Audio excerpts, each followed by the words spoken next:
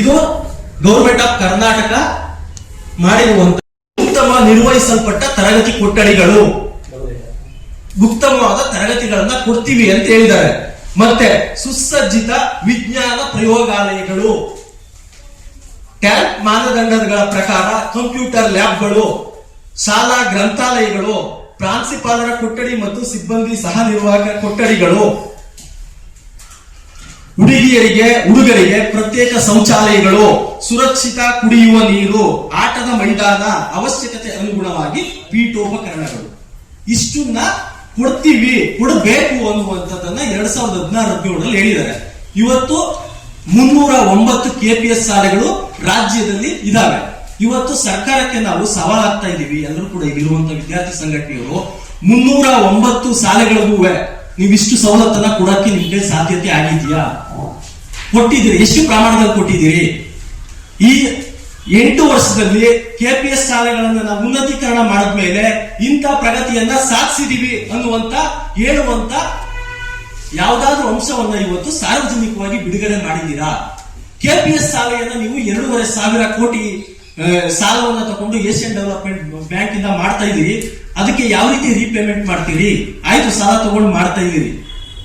ನೀವು ಇಷ್ಟೆಲ್ಲ ಮಾಡ್ತಾ ಇದೀರಲ್ಲ, ಈ KPS ಶಾಲೆಗಳನ್ನ ನಾವು ತೆರೆದು ಹಳ್ಳಿಗಳಲ್ಲಿರುವಂತಹ 5 ಕಿಲೋಮೀಟರ್ 6 ಕಿಲೋಮೀಟರ್ ಎಲ್ಲ ಮುಚ್ಚಿ ಇವತ್ತು ಗ್ರಾಮ ಪಂಚಾಯತಿಗೆ ಒಂದು ಶಾಲೆಯನ್ನ ಮಾಡ್ತಾ ಇದೀರಲ್ಲ, ಇದರಿಂದ ನೀವು ಏನ್ ಸಾಧಿಸಕ್ಕಾಗತ್ತೆ? ಮತ್ತೆ ಇದ್ರ ಬಗ್ಗೆ ಏನಾದ್ರೂ ಕೂಡ ಅಧ್ಯಯನ ಮಾಡಿದ್ಯಾ ಸರ್ಕಾರ? ಯಾರ ಹತ್ರ ನಾನು ಚರ್ಚೆ ಮಾಡಿದ್ಯಾ? ಪೋಷಕ ಸಂಘಟನೆಗಳ ಹತ್ರ ಚರ್ಚೆ ಮಾಡಿದ್ಯಾ? ಶಿಕ್ಷಕರ ಸಂಘಟನೆ ಹತ್ರ ಚರ್ಚೆ ಮಾಡಿದ್ಯಾ? ವಿದ್ಯಾರ್ಥಿ ಸಂಘಟನೆ ಹತ್ರ ಚರ್ಚೆ ಮಾಡಿದ್ಯಾ? ಏಕಾಏಕಿ ಇವತ್ತು ಒಂದು ರಾಜ್ಯ ಶಿಕ್ಷಣ ಅನ್ನುವಂಥದ್ದು ಈ ದೇಶದ ಪ್ರಜಾಪ್ರಭುತ್ವ ಇರ್ಬೋದು, ಪ್ರತಿಯೊಂದು ನಿರ್ಧಾರ ಮಾಡುವಂಥದ್ದು ಶಿಕ್ಷಣವೇ ಇವತ್ತು ಪ್ರಾಧಾನ್ಯತೆ. ಇದನ್ನ ನೀವು ಇವತ್ತು ಏಕಾಏಕಿ ಮನ ಬಂದಂತೆ ಕಾಂಗ್ರೆಸ್ ಸರ್ಕಾರ ಬಂದಾಗ ಒಂದ್ ಹೇಳ್ತೀರಿ, ಬಿಜೆಪಿ ಸರ್ಕಾರ ಬಂದಾಗ ಇನ್ನೊಂದು ಹೇಳ್ತೀರಿ, ಮೈತ್ರಿ ಬಂದಾಗ ಇನ್ನೊಂದು ಹೇಳ್ತೀರಿ, ಅವ್ರು ಬಂದಾಗ NEP ಅಂತಾರೆ, ನೀವು SEP ಅಂತೀರಿ. SEP ಕಮಿಟಿ ರಚನೆ ಮಾಡಿದಿರಿ, ಎಷ್ಟು ವರ್ಷ ಆಯ್ತು? ವರದಿ ಕೊಟ್ಟಿದ್ದಾರೆ ಸಾರ್ವಜನಿಕರಿಗೆ, ಇನ್ನು ಬಿಡುಗಡೆ ಮಾಡಿಲ್ಲ. ಬಿಡುಗಡೆ ಮಾಡ್ತೀರಾ? ಮಾಡಕ್ಕಾಗುತ್ತಾ? ನೀವು ಈ ಅಧಿಕಾರ ಅವಧಿಲಿ ನಿಮ್ ಕೈಲಿ ಈ ರೀತಿ ಸಾಲು ಗೊಂದಲದಲ್ಲಿ ಇವತ್ತು ಸರ್ಕಾರ ಇದೆ. ಮತ್ತೆ KPS ಶಾಲೆಗೆ ಯಾವುದೇ ರೀತಿ ಒಂದು ಫ್ರೇಮ್ ವರ್ಕ್ ಇಲ್ಲ. KPS ಶಾಲೆ ಹಿಂಗಿರುತ್ತೆ, ನಾವು ಇಂಥ ಶಿಕ್ಷಣವನ್ನ ಕೊಡ್ತೀವಿ ಅನ್ನುವಂಥದ್ದಿಲ್ಲ. ಅವ್ರು ಹೇಳ್ತಾರೆ, ನಿಮ್ಗೆ ಏನೇನ್ ದಾಖಲಾತಿ ನಿಮ್ಮ ಹತ್ರ ನಿಮ್ಮ ಇಲಾಖೆಯಲ್ಲಿ ನಿಮ್ಗೆ ಸಂಗ್ರಹ ಆಗದೆ ಇರುವಂತ ದಾಖಲಾತಿಯನ್ನ ನಾವು ವಿದ್ಯಾರ್ಥಿ ಸಂಘಟನೆಯವರು ಸಂಗ್ರಹ ಮಾಡಿ ನಿಮಗ್ ಕೊಡ್ತೀವಿ. ಇವತ್ತು ರಾಜ್ಯದ ಜನತೆಯನ್ನ ದಾರಿ ತಪ್ಪಿಸೋ ಕೆಲಸ ಮಾಡಬೇಡಿ. ಇವತ್ತು ಇದೆ ಹಾಸನದಲ್ಲಿ ಒಂದು ತೋರಿಸ್ತೀನಿ. KPS ಶಾಲೆಗೆ ಉನ್ನತೀಕರಣ ಮಾಡಿರುವಂತದ್ದು, ಅಲ್ಲಿ ಮುಚ್ಚಬೇಕು ಅಂತ ಏನ್ ನಿಯಮ ಹಾಕಿದ್ದಾರೆ ಗೊತ್ತಾ? 3 ಅವರಿಗೆ ಷರತ್ತುಗಳನ್ನ ಹಾಕಿದ್ದಾರೆ. ಕರ್ನಾಟಕ ಪಬ್ಲಿಕ್ ಶಾಲೆಗಳನ್ನು ಪ್ರಾರಂಭಿಸುವ ಉದ್ದೇಶಕ್ಕಾಗಿ ಪ್ರತಿ KPS ಶಾಲೆಗೆ 25 ಲಕ್ಷ ಅನುದಾನವನ್ನು ಮಂಜೂರಾತಿ ಮಾಡಿದ್ದು, ಸದರಿ ಮೊತ್ತಕ್ಕೆ ಸೀಮಿತಗೊಳಿಸಿ ಹೆಚ್ಚುವರಿ ಅನುದಾನವನ್ನು ಕೋರಬಾರದೆಂದು ಷರತ್ತುಗೊಳಪಟ್ಟು ಅನುಮೋದನೆ ನೀಡಿದೆ. ಅಂದ್ರೆ 25 ಲಕ್ಷ ಕೊಟ್ಟಿದೀವಿ, ಇನ್ನು ಮತ್ತೆ ಇನ್ಯಾವುದು ನೀವು ಇದಕ್ಕೆ ಹೆಚ್ಚುವರಿಯಾಗಿ ನೀವು ಅಭಿವೃದ್ಧಿಗೆ ಯಾವುದು ಕೂಡ ಸರ್ಕಾರಕ್ಕೆ ಕೇಳಬೇಡಿ ಅಂತ ಹೇಳ್ತಿದ್ದೀರಿ. ಒಂದು KPS ಶಾಲೆಯನ್ನ ಮಾಡಿ ಖರ್ಚು ಮಾಡೋ ಬದಲು ಇರುವಂತಹ ಸರ್ಕಾರಿ ಶಾಲೆಗಳನ್ನ ಯಾಕೆ ಡೆವಲಪ್ ಮಾಡಕ್ ಆಗ್ತಾ ಇಲ್ಲ? ಮಕ್ಕಳ ಸಂಖ್ಯೆ ಕಡಿಮೆ ಇದೆ ಅನ್ನುವ ಕಾರಣಕ್ಕೆ ಇವತ್ತು ಗ್ರಾಮ ಪಂಚಾಯತ್ ಒಂದು ಮ್ಯಾಗ್ನೆಟ್ ಶಾಲೆ ಅಂತ ಮಾಡಿ ಸುತ್ತಮುತ್ತ ಇರುವಂತಹ 1 ರಿಂದ 5 ಕಿಲೋಮೀಟರ್ ವ್ಯಾಪ್ತಿಗೆ ಒಳಪಡುವಂತಹ ಶಾಲೆಗಳನ್ನು, ಕಡಿಮೆ ಸಂಖ್ಯೆ ಇರುವಂತಹ ಶಾಲೆಗಳನ್ನು ಮುಗಿಸ್ಬೇಕಂತ ಹೇಳ್ತಾರೆ. ಹಂಗಂದ್ರೆ ಮಕ್ಕಳ ಸಂಖ್ಯೆ ಕಡಿಮೆ ಇರೋದಾದ್ರೆ ಇವತ್ತು ಖಾಸಗಿ ಶಾಲೆಗಳು ಮಕ್ಕಳೇ ಇಲ್ಲ, ಆದ್ರೂ ಶಾಲೆ ಓಪನ್ ಮಾಡ್ತಾರೆ, ಆಮೇಲೆ ಮಕ್ಕಳನ್ನ ಕರೆತರ್ತಾರೆ. ಇವತ್ತು ಸರ್ಕಾರಿ ಶಾಲೆಯಲ್ಲಿ ಮಕ್ಕಳಿದ್ದಾರೆ, 70, 80, 100 ಮಕ್ಕಳಿದ್ದಾರೆ. ಮಕ್ಕಳಿರುವಂತ ಗ್ಯಾರಂಟಿ ಇದ್ರೂ ಇವತ್ತು ಸರ್ಕಾರಿ ಶಾಲೆ ಡೆವಲಪ್ ಮಾಡ್ತಾ ಇಲ್ಲ. ಇವತ್ತಿರುವಂತ ಸರ್ಕಾರಿ ಶಾಲೆಗಳು ಒಳ್ಳೆ ಏನು ಇವರು 1ನೇ ತರಗತಿಯಿಂದ ಕಂಪ್ಯೂಟರ್ ಬಗ್ಗೆ ಪರಿಚಯ ಮಾಡಿಸ್ತೀವಿ ಅನ್ನುವಂಥದ್ದು ಹೇಳ್ತಿದ್ದಾರೆ. ಸೊ ಇದನ್ನ ಈಗ ಇರುವಂತಹ ಸರ್ಕಾರಿ ಶಾಲೆಗಳು ಒಳ್ಳೆ ಕಂಪ್ಯೂಟರ್, ಒಳ್ಳೆ ಶೌಚಾಲಯ, ಒಳ್ಳೆ ಗ್ರೌಂಡ್, ಒಳ್ಳೆ ಮೂಲಭೂತ ಸೌಕರ್ಯಗಳನ್ನು ಕಲ್ಪಿಸಿದ್ರೆ ಇವತ್ತು ಈ ಸರ್ಕಾರಿ ಶಾಲೆ ಉಳ್ಕೊಳ್ತಿದ್ವಿ. ಇರುವಂತ ಏನು ಖಾಸಗಿ ಶಾಲೆಗಳಿಗೆ ಹೋಗ್ತಾ ಇದ್ದಾರೆ ಮಕ್ಕಳು, ಆ ಮಕ್ಕಳನ್ನು ಇವತ್ತಲ್ಲಿ ಕಳಿಸ್ತಾ ಇದ್ದಾರೆ ಪೇರೆಂಟ್ಸ್. ಹಾಗಾಗಿ ಇವತ್ತೇನು ಸಾವಿರಾರು ಕೋಟಿ ಗಟ್ಟಲೆ ಖರ್ಚು ಮಾಡಕ್ಕೆ 3,200 ಕೋಟಿ ರೂಪಾಯಿ ವೆಚ್ಚ ಹಾಕಬಹುದು ಅಂತ ಅವರು ಅಂದಾಜಲ್ಲಿ ಅದೇ ತಿಳಿಸಿದ್ದಾರೆ. ಒಂದು ಮ್ಯಾಗ್ನೆಟ್ ಶಾಲೆಗೆ 2 ರಿಂದ 4 ಕೋಟಿ ರೂಪಾಯಿ ಖರ್ಚು ಆಗಲಿದೆ ಅನ್ನುವಂಥದ್ದು ಹೇಳಿದ್ದಾರೆ. ಸೊ ಹಾಗಾಗಿ ಈಗೇನ್ ಖರ್ಚು ಮಾಡುವಂತ ದುಡ್ಡು ಇವತ್ತು ಸರ್ಕಾರಿ ಶಾಲೆ ಇರುವಂತಹ ಸರ್ಕಾರಿ ಶಾಲೆ ಡೆವಲಪ್ ಅಭಿವೃದ್ಧಿ ಪಡಿಸಬೇಕನ್ನುವಂಥದ್ದು ನಮ್ಮ ಎಡಪರ ವಿದ್ಯಾರ್ಥಿ ಸಂಘಟನೆಗಳ ಉದ್ದೇಶ.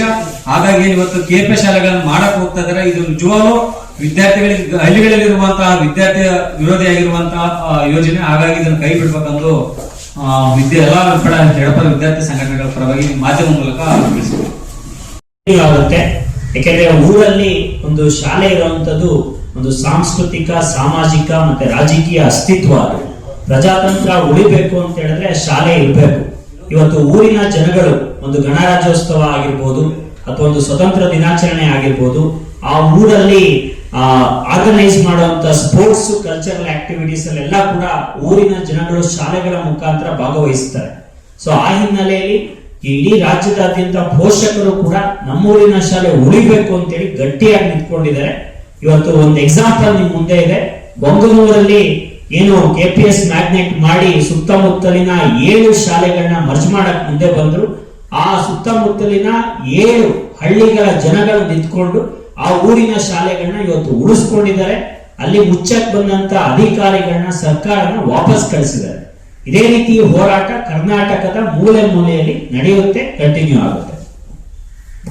Almost everything is covered by all the comments, like how these magnet schools are going to affect the normal schools which are being closed, and that will affect the students, who are studying in those schools.